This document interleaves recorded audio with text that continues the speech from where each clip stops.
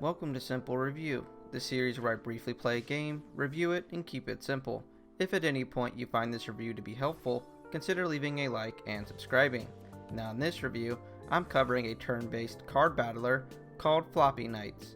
When playing this game, you will have two game modes, the story mode and challenge mode. The story mode consists of 7 areas, each containing 4 levels each.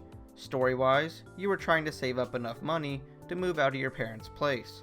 Challenge mode will be unlocked after beating the first area. This mode will provide you with a deck and task you to complete a certain objective with it. Now when it comes to gameplay, you will have a deck that consists of 12 to 30 cards.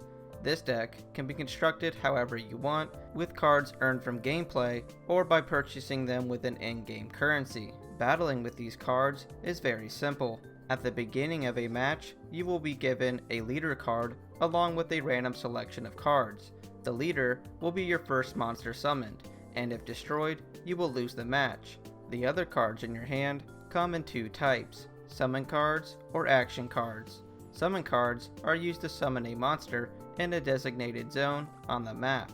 Once you have a monster summoned, you can use an action card on it. This could be to move, attack, or give an effect. All monsters have 1 free attack per turn. When starting out each turn, after receiving your selection of cards, you will have a certain amount of energy to spend. Every card will use a certain amount of energy when activated. For example, if I start with 7 energy per turn, after using an action card that costs 2 energy, I will then have 5 energy to use for the rest of that turn. On my next turn, I will have my 7 energy back. Every level you play will have certain objectives to complete, so it won't always be to defeat your opponent's monsters. For example, you may have to destroy an object on your opponent's side of the map in order to win. And that's all that this game has to offer. Now for my experience, I'd have to say I was really happy with this game. The more you play it, the more in depth the deck building becomes. Cards were all very unique and allowed very thought out playstyles.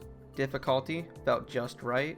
Receiving cards from completing levels feels rewarding and beneficial. I did feel that the gameplay early on was very slow, but became better the longer you played. So with all that being said, I'd have to give Floppy Nights 9 pepperonis out of 10. Floppy Nights is an excellent card battler that fans of the genre will easily love. And that'll do it for this review. Comment below if you have any questions, and I will try to help.